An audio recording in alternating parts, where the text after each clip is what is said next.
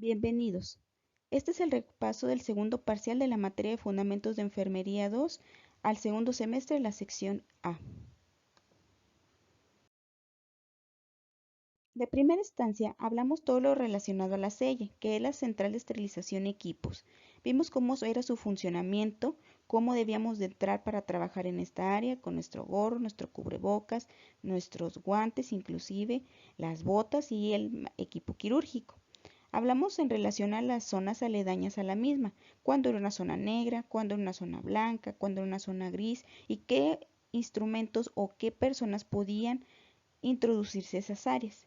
De igual manera hablamos de un equipo muy importante que es la autoclave, cómo era su manejo, cómo se podía utilizar en base según el material y el equipo que nosotros fuéramos a esterilizar.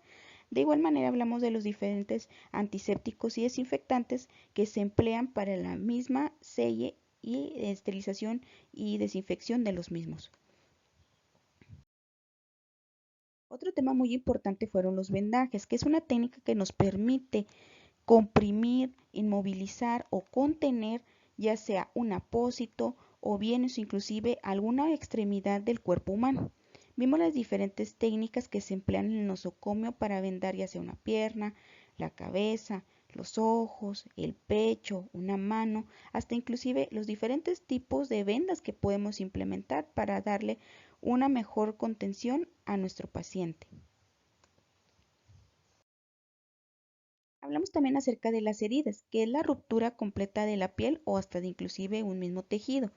Vimos los diferentes tipos de heridas, ya sea una herida por cirugía, una herida erosiva, una herida punzocortante y cómo debíamos de manejarlo tanto en el hogar como en el nosocomio. Igualmente combinamos los diferentes tipos de herida con los diferentes tipos de vendaje que nosotros pudiéramos implementar con cada una de ellas.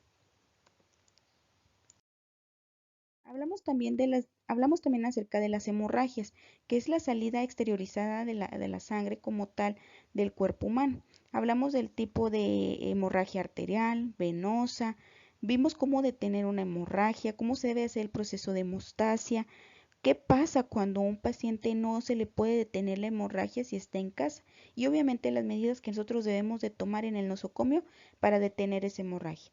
E igualmente, cuando vemos hemorragias, vimos el proceso de transfusión sanguínea, que es un proceso el cual nosotros transfundimos sangre, pasamos sangre de un paciente a otro por necesidades en la cual el paciente ha tenido un shock hipovolémico o un desplome de la misma salida de sangre.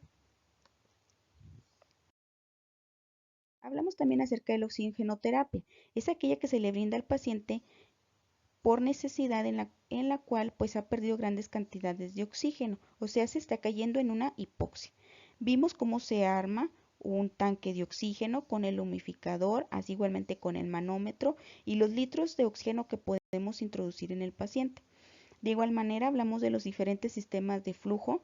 Bajo flujo, aquel sistema que el paciente absorbe todavía una cantidad de FiO2 del ambiente y un suplemento por parte del oxígeno, así como las de alto flujo, en la cual el paciente obtiene la mayor cantidad de oxígeno del tanque mismo.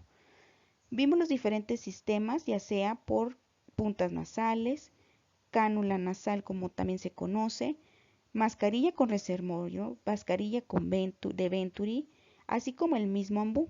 De igual manera abordamos un poco acerca de las nebulizaciones, tanto niño como en adulto.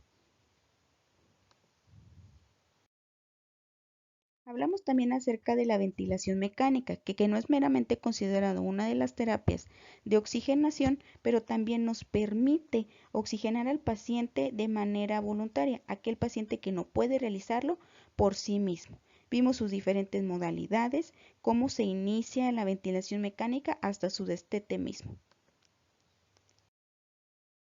De igual manera, les abordé el tema de la aspiración de secreciones, cómo se debe de dar un lavado bronquial, cuál es el equipo y material que se debe de utilizar para hacer la aspiración de secreciones, al igual que parámetros se debe de utilizar para poder ventilar al paciente durante este procedimiento.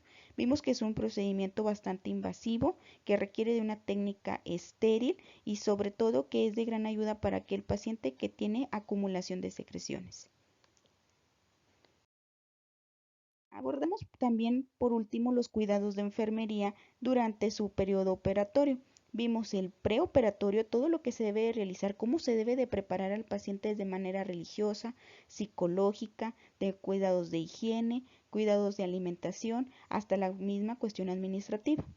Hablamos de los cuidados transoperatorios, de la hoja de cirugía segura, todo lo que se debe de hacer en la RECU, todo lo que se debe de abordar durante el proceso de operación, qué es lo que hace el circulante, el anestesiólogo, la instrumentista y los cirujanos.